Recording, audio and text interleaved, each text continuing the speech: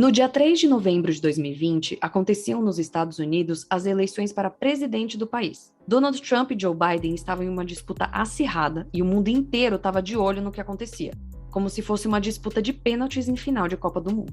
Biden venceu e passou por muita coisa desde então. Com quase 300 dias de mandato, teve pandemia, vacinação, Afeganistão, problemas internos e externos que deram o que falar.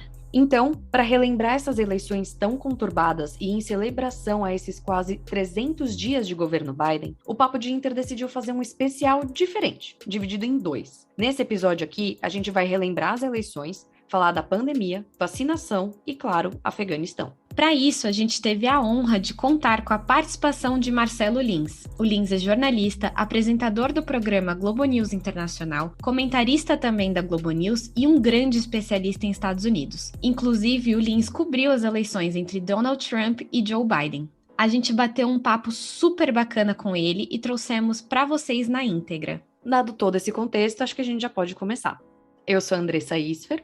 E eu sou Elizabeth Matravolg, e esse é o Papo de Inter.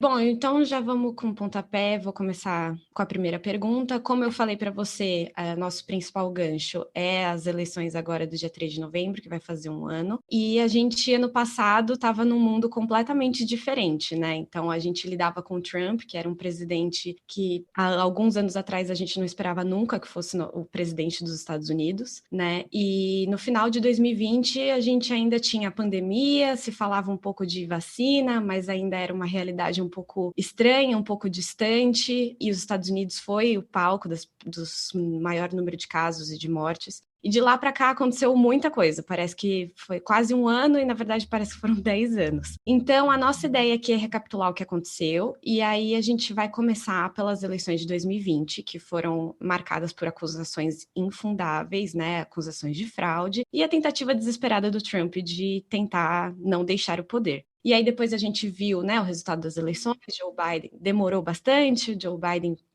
foi vitorioso, e aí o novo presidente dos Estados Unidos enfrentou um grande problema para fazer esse processo de transição. O que a gente queria falar principalmente aqui? Daquele fatídico dia do dia 6 de janeiro, que os apoiadores do Trump invadiram o Capitólio. Então, tendo tudo isso em mente, a gente queria que você contasse pra gente como foi aquele dia de cobertura, né? Com certeza muito intenso, e também a sua visão do que aquilo significou para os Estados Unidos e o que ainda significa, né?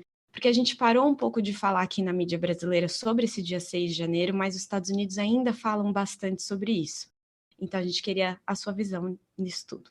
Antes de mais nada, Beth, Andressa, muito obrigado por me convidarem aqui para o Papo de Inter Podcast. É um prazer sempre falar do mundo que é nosso, né? Às vezes tem gente que tende a colocar os assuntos internacionais e do mundo como se fosse algo muito distante da gente, né? Mas é tão distante da gente quanto os países são distantes entre si, podem ser tão próximos quanto a internet nos deixa próximos também. E as ações de um país interferem sobre outros, ou as ações de um governo podem ter desdobramentos em relação a blocos, a outros governos, enfim. Fazemos todos parte aí dessa grande bagunça chamada mundo e é sempre bom poder falar disso e lembrar disso também. Então, nesse mundo tão confuso, complexo, tumultuado, injusto, mas ainda com tantas possibilidades, os Estados Unidos são já há bastante tempo, né, a potência, se não hegemônica, mas a maior potência, pelo menos, do mundo. Maior potência militar, maior potência econômica, e não é à toa que a gente acompanha com tanto interesse os rumos da política e da economia nos Estados Unidos, porque o que se decide em Washington, o que o Fed, o Banco Central Americano, decide, porque as políticas em relação a outros países dos Estados Unidos têm influência no mundo, logo na gente também. Então, se a gente for pensar lá atrás, a eleição do Biden, eu acho que houve ali um momento para muita gente, e aí eu digo assim, muita gente seria assim, para uma maioria nos Estados Unidos e no mundo, de um certo alívio pensando que ali seria o começo de uma volta a algum tipo de normalidade no trato com o chefe do governo da nação mais poderosa do mundo, porque a gente passou 4 anos tendo que lidar com um presidente que, além de errático, além de ter posturas muito radicais, além de ser profundamente preconceituoso, também dava sinais ali de ter uma certa irresponsabilidade no trato com os assuntos do governo, fosse na política exterior, fosse nas políticas econômicas internas também. Havia alguns mantras ali, né?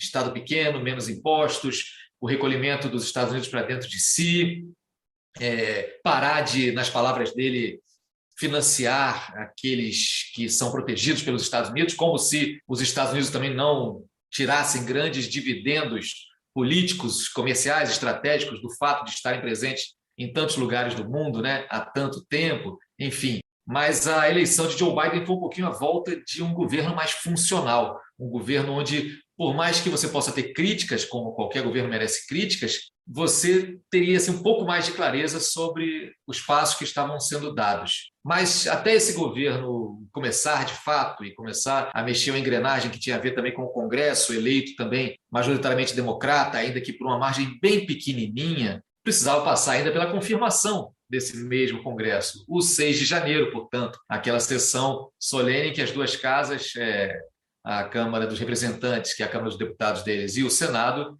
se juntam para ratificar ali e anunciar o vencedor da eleição. E para a surpresa de alguns e para o reconhecimento de que isso já estava escrito na cabeça de tantos outros, Donald Trump não só denunciou fraude antes da eleição, como denunciou fraude durante a eleição, como denunciou fraude depois da eleição, ainda que essa fraude jamais tenha sido comprovada. Pelo contrário, em estados dominados por republicanos, a justiça, chamada a atuar várias e várias vezes, a cada vez derrubou essas denúncias por falta de base factual para todas elas. Portanto, era uma mentira. Não houve essa fraude desenfreada na eleição que deu a vitória de Joe Biden e impediu a reeleição de Donald Trump, porque simplesmente os fatos não corroboram isso. É isso que tem que estar na história. O Donald Trump e seus apoiadores podem gritar, como gritam até hoje, que houve fraude, mas o fato é que isso não é verdade, simplesmente. Agora, o que talvez não se esperasse é que, além de fazer um comício nesse mesmo dia 6, aquele 6 de novembro frio em Washington,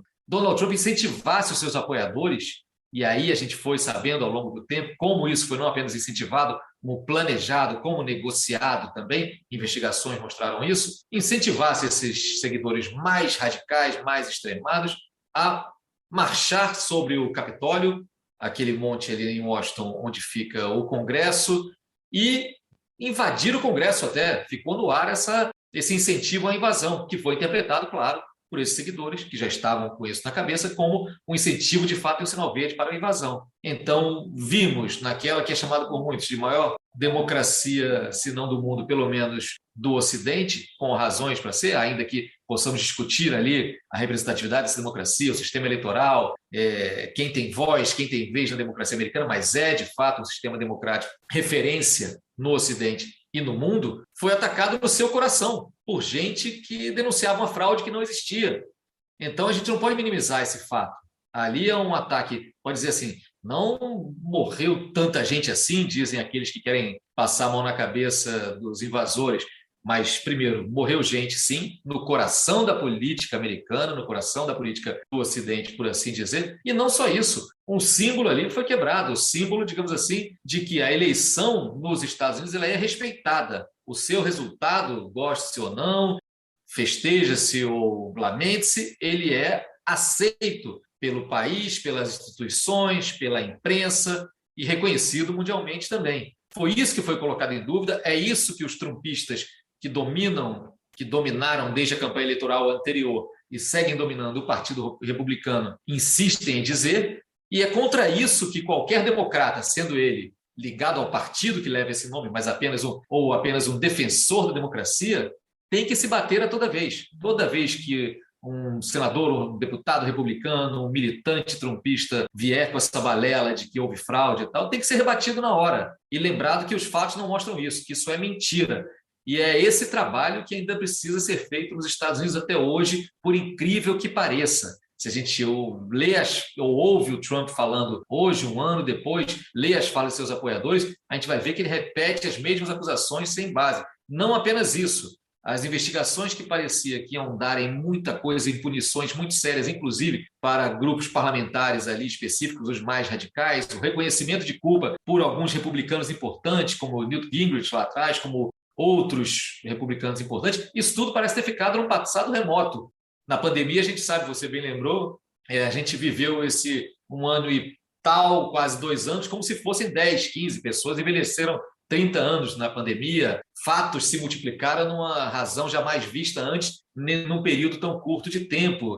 Amizades foram desfeitas, frustrações foram alimentadas, as pessoas brigaram, as pessoas tentaram se reerguer, algumas desistiram, tantas morreram nesse período, né, num período tão curto de tempo, e isso vale também para a política dos Estados Unidos. Muita coisa aconteceu nesse 1 ano de governo Biden, praticamente, nesse quase 1 ano a partir do 6 de janeiro. Muita coisa que ainda está sendo discutida agora, que influencia diretamente as discussões no Congresso americano, inclusive para a aprovação de um pacote trilionário do governo Biden, que poderia, sim, ter um impacto gigantesco sobre as estruturas de vários níveis da economia americana, da vida social dos Estados Unidos, do sistema de saúde, da educação, da política exterior, da política estratégica também. Então, não podemos jamais minimizar aquilo que aconteceu e o que está acontecendo ainda. Isso vai reverberar para além do 6 de janeiro de 2022, vai reverberar durante as eleições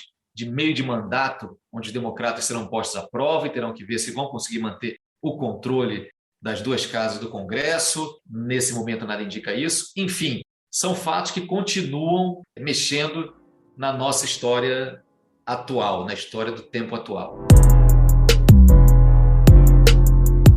Antes da gente continuar o papo com o Lins, precisamos fazer um parênteses para comentar algumas coisas. A primeira delas foi a invasão do Capitólio em 6 de janeiro de 2021.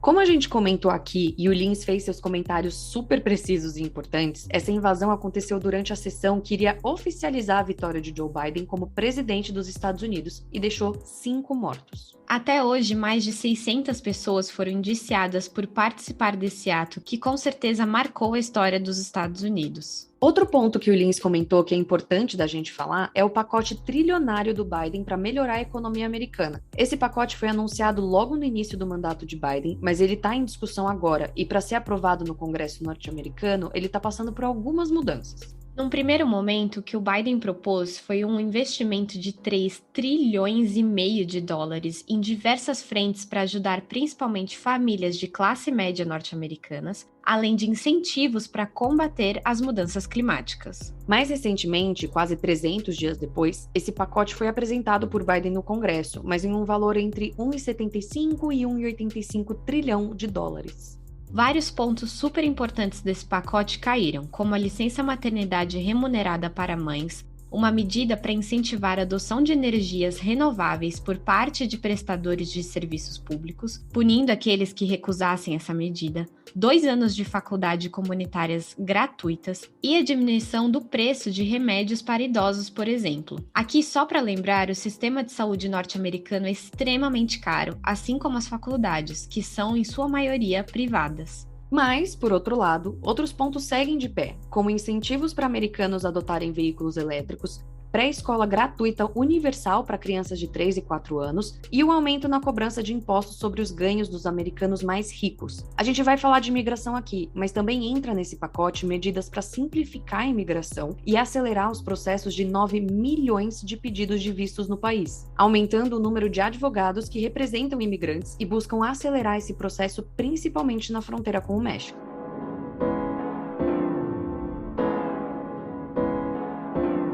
O segundo tema que a gente abordou com o nosso convidado Lins foi a questão da pandemia. Infelizmente, por problemas técnicos, a gravação da resposta do Lins foi comprometida. E por isso, a gente vai contar aqui para vocês o que ele falou e, obviamente, contextualizar o que está rolando nos Estados Unidos em relação à Covid-19. Recapitulando um pouco, em 2020, quando a pandemia da Covid-19 se espalhou pelo mundo, os Estados Unidos passaram rapidamente a ser o centro da crise sanitária, começando por Nova York, onde a gente viu mais de 1.000 pessoas morrendo por dia, por falta de assistência médica, até se espalhar por todo o país. Como o próprio Lins falou, Trump, que era o presidente da época, mudou de posicionamento ao longo do avanço da pandemia. No início, ele tomou uma atitude extremamente negacionista, anti-vacina, e chegou até a dizer que detergente injetável nas veias seria uma boa medida para combater a Covid-19. Mas até o Trump, que como a gente pode bem lembrar, foi um presidente diferente de tudo que a gente já tinha visto, se curvou diante da pandemia e liberou investimentos bilionários para laboratórios que desenvolvem vacinas nos Estados Unidos. Não é à toa que ainda em 2020 os Estados Unidos começaram a vacinar a população, mas foi em 2021, no governo Biden, que a vacinação tomou uma proporção muito maior. Os Estados Unidos foram do pior país em relação ao número de casos e mortes por Covid para o que mais tinha vacinas no mundo. Nos primeiros dias de governo, Biden já tinha lançado um plano completo de combate à Covid, liberou uma estrutura que conta com o exército, criou postos improvisados e contou com a ajuda do setor privado para auxiliar na vacinação.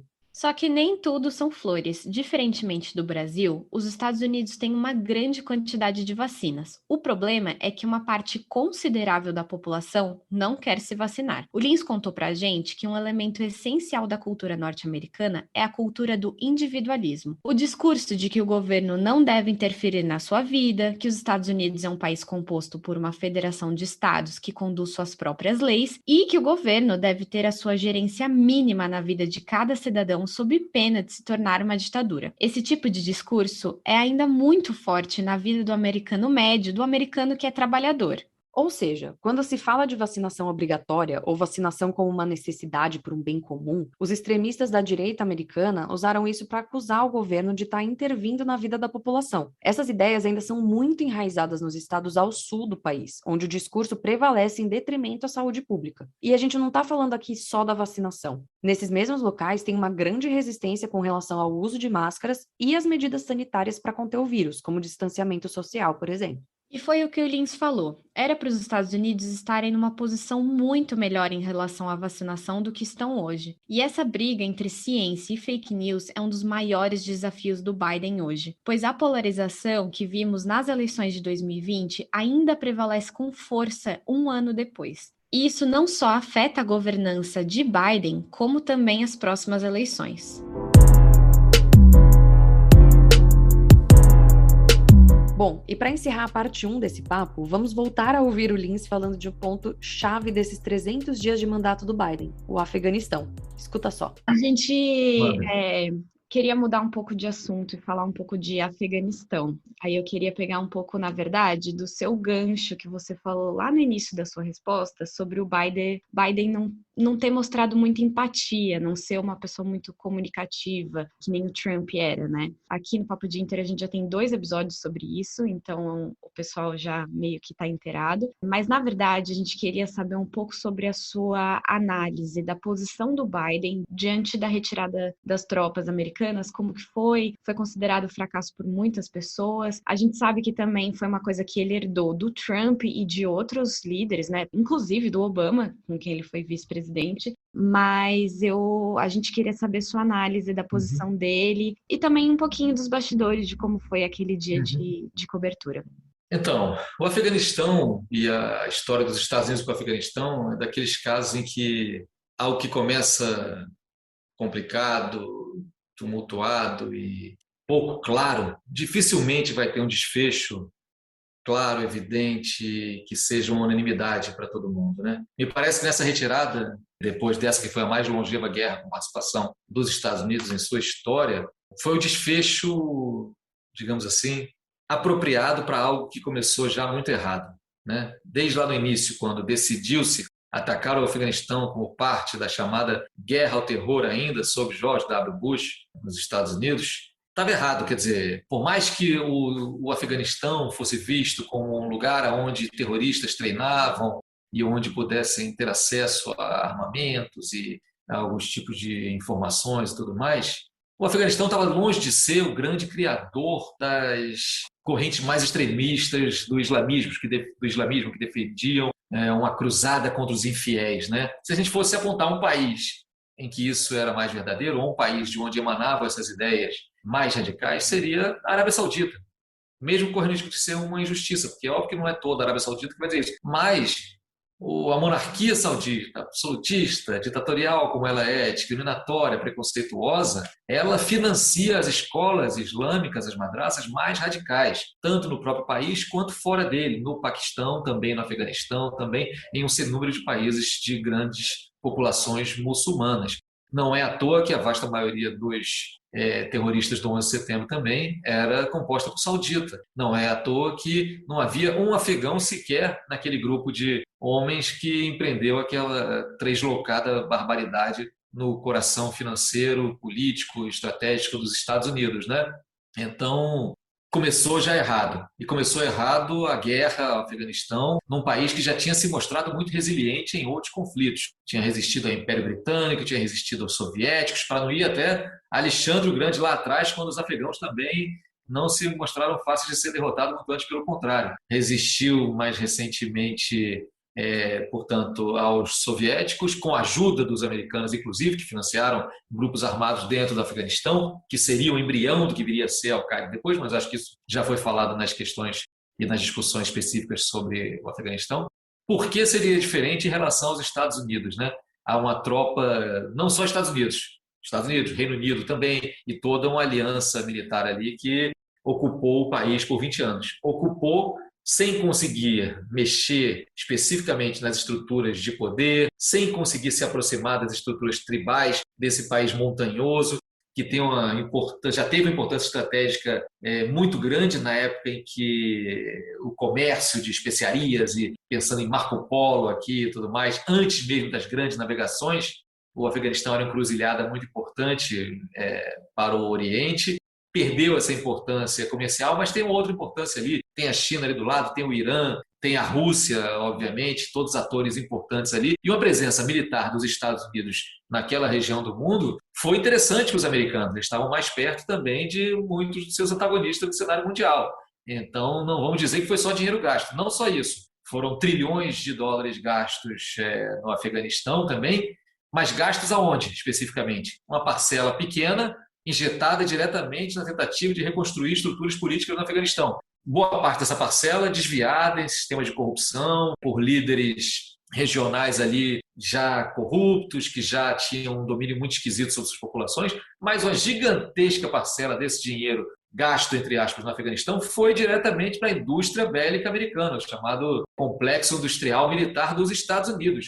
Foi para ali que foi esse dinheiro, fabricação de aviões, fabricação de mísseis, fabricação de armas, fabricação de lança-granada, fabricação de tudo quanto é armamento utilizado nesses 20 anos no Afeganistão. Obviamente que para a opinião pública americana, o Afeganistão é longe demais, por mais que a gente queira fazer do mundo porque ele é uma coisa só, você justificar ano após ano um investimento financeiro, econômico e também em vidas num país tão distante, onde não está se vendo realmente os efeitos benéficos dessa campanha militar lá, é difícil. Então, em algum momento, isso iria acontecer. E aí é curioso que quem faz o acordo com o Talibã, e aí é também curioso que o acordo é já com o Talibã. O acordo já no último ano do governo Trump, não é com o governo afegão que os Estados Unidos ajudaram a colocar no poder, e sim contra aqueles que eram chamados de terroristas, que tinham governado o Afeganistão no início da década de 90, que tinham tido aquele regime de terror medieval, principalmente com a discriminação e perseguição às mulheres no Afeganistão. Foi com esses que Donald Trump negociou um acordo que incluiria a cessação de ataques contra alvos americanos no Afeganistão e a retirada dos Estados Unidos ali por volta de abril e tal. Foi depois isso transferido, o Biden conseguiu jogar isso um pouco mais para frente, mas cumpriu o acordo. E, em certo sentido, jogou para a plateia, jogou para os eleitores americanos, inclusive para os eleitores republicanos, que já tinham recebido de Donald Trump, ainda no governo anterior, aquele recado: vamos retirar nossas tropas de lugares onde não devemos estar e tudo mais e tal. Era um pouco uma sequência lógica. Quem sabe Biden não poderia ver o aumento de um apoio dele até entre republicanos com essa retirada. O fato é que os Estados Unidos, os americanos, estavam cansados, no geral, dessa ocupação. E essa ocupação, de fato, não trouxe os resultados que alguns disseram que poderia trazer. Não temos um Afeganistão democrático, não temos um Afeganistão com liberdades maiores para os indivíduos, para a formação de partidos políticos, e temos, de novo, a ameaça total e a realidade da opressão das mulheres. Com um agravante, nesses 20 anos de ocupação, muitos homens afegãos morreram também, né? Você teve toda uma geração ali muito afetada. Então, muitas famílias afegãs passaram a ser lideradas de fato por mulheres. Eram as mulheres que estavam colocando ali a comida na mesa de suas famílias, tentando melhorar a sua profissionalização, tentando melhorar a sua educação, tentando botar as meninas para estudar. E essas mulheres agora estão impedidas de sair de casa. Olha que loucura. Pelos novos donos do poder, parte do acordo, e os Estados Unidos ficaram assim agora de fora, tendo que torcer para que haja ali uma mobilização mundial por ajuda humanitária. Para isso é preciso o fortalecimento das instituições multilaterais, Nações Unidas à frente, Programa da ONU de Alimentos, Programa ligado à educação, os programas que vão ter que tentar pressionar o Talibã a rever algumas de suas políticas mais caras, notadamente as políticas relacionadas às mulheres, mas isso não é fácil. Então, o Afeganistão é sim um fracasso em nível de política exterior dos Estados Unidos e de a ideia de que é possível você implantar o governo do jeito que você quer, aonde você queira. Ao mesmo tempo, há alguns dividendos em casa, no eleitorado interno, que vão falar, pô, mas afinal de contas estava na hora mesmo de sair do Afeganistão. Não era mais para a gente ficar por lá. Então tem um pouco esse gosto dúbio. Agora, para o Biden, isso acabou não representando o que talvez alguns achassem que poderia representar, de um aumento do apoio dele entre republicanos, digamos assim, né? A gente viu um Biden bastante fraco naquela saída atabalhoada, com as imagens circulando pelas televisões do mundo todo. Aquilo foi, a gente viu um Biden muito contrito, o que tem um lado bom, que ele mostra ser um ser humano, tem emoções, sente, fica triste, mas ao mesmo tempo um Biden que foi adiante com algo que muita gente dizia, pô, não é assim que se sai, deveria haver ali um outro tipo de negociação. Alguns limites deveriam ser impostos. Então, ele conseguiu perder em várias frentes e ganhar em poucas frentes, diria assim. Antes de passar para a próxima pergunta, só conta um pouquinho como foi o dia. Eu já vi tantas vezes a propaganda da Globo News sobre aqueles dias de cobertura, que eu queria saber assim, como que foi, se vocês esperavam lá na redação cobrir algo daquele tamanho, ou se já estavam meio programados para cobrir uma saída mais pacífica, enfim, conta só um pouquinho dos bastidores pra gente. Não, eu acho que em jornalismo, como em quase tudo na vida, né, tem aquilo que a gente programa e tem a realidade, né? Então, todo mundo já sabia que na data estipulada no acordo com o Talibã, haveria a saída das últimas tropas, das últimas forças americanas e de seus aliados do Afeganistão. Alguns dias antes, começaram-se a surgir informações, e aí colegas jornalistas trocando essas informações também, gente na Europa, gente nos Estados Unidos, sobre também uma reorganização de grupos mais radicalizados dentro do Afeganistão. Então pairava assim alguma dúvida sobre o que poderia acontecer. Agora, do jeito que foi, assim, diria com atentados acontecendo ali naqueles 45 minutos do segundo tempo, matando um grupo de militares americanos e, claro, como sempre acontece, dezenas e dezenas de civis afegãos que foram, vamos lembrar, os grandes derrotados. Biden pode ter sido derrotado em vários momentos no Afeganistão, mas os grandes derrotados, mais uma vez, em mais um conflito, em mais uma ocupação militar, foi, no caso, a população do país ocupado, no caso, a população afegã. Então, não diria que foi uma surpresa total, mas é óbvio que talvez a dimensão daquela confusão tenha superado até um pouco as expectativas menos otimistas de quem estava envolvido naquela cobertura, né? Então, eu acho que foi um pouco isso que a gente sentiu. E é apenas um lembrete, né? Que por mais que a gente se programe, é um pouco parecido com o que aconteceu no 6 de janeiro nos Estados Unidos. Sabia-se que o Trump ia discursar, sabia-se que haveria ali um clima tenso em Washington, mas quem poderia imaginar que chegaria onde chegou, né?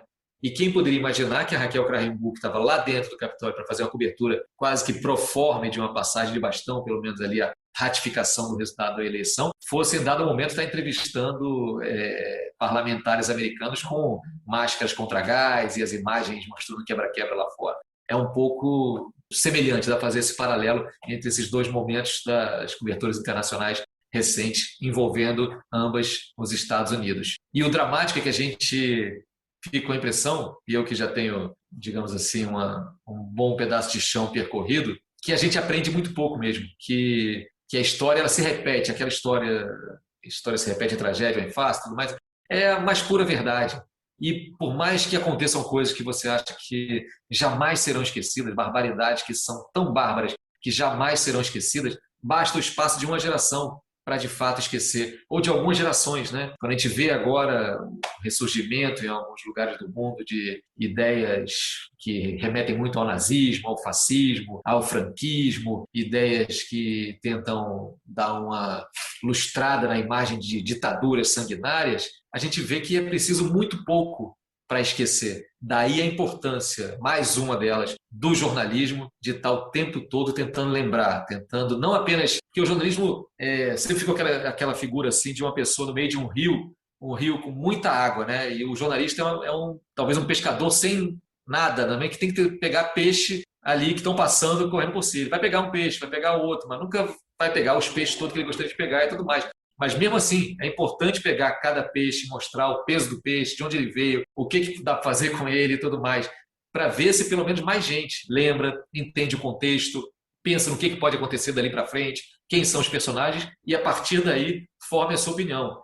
Essa é a função primordial, eu acho, do jornalismo. Não enfim, não é ser estrela da coisa, não é ter a celebridade do momento, não é a primazia de estar acompanhando, nem a história ao vivo ali e tal, mas é a importância de saber que aqueles relatos passados para outras pessoas e para um número cada vez maior de pessoas com a ajuda da tecnologia podem ajudar a se entender melhor o tempo e a evitar que se repitam tragédias evitáveis, né? Mas é uma tarefa difícil, é um pouquinho na casa da utopia, assim, isso fica. Mas a gente insiste.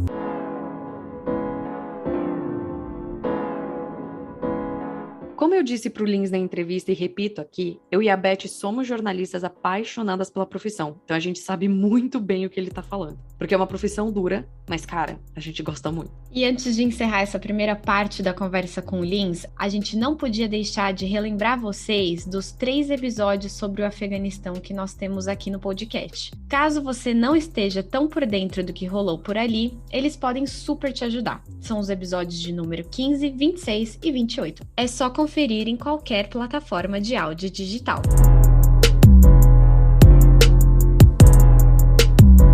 E chegou ao fim nossa primeira parte desse papo tão bacana que a gente teve com o Marcelo Lins. No próximo episódio, a gente segue falando com ele, mas sobre outros 4 tópicos: imigração, racismo, Kamala Harris e, claro, o Brasil nessa situação toda. A gente espera de coração que vocês tenham gostado desse papo e gostaríamos de agradecer ao Lins por ter tirado um tempinho para falar com a gente. Foi super importante para nós e super enriquecedor ter uma troca tão bacana. E agora o de sempre. Não esquece de seguir a gente nas redes sociais, no @Papo de Inter Podcast, tudo junto no Instagram, no @Papo de Inter _pod no Twitter, e fica de olho, porque a gente tá preparando um monte de conteúdo bacana para vocês por ali. Além disso, também não esquece de ouvir nossos episódios pela Aurelo, uma plataforma de streaming super bacana que ajuda criadores de conteúdo. Você não precisa pagar nada para ouvir a gente por lá, mas caso queira fazer uma contribuição, é super simples. E acreditem, ajuda demais a gente. Então é isso, gente. Até a próxima. Até mais!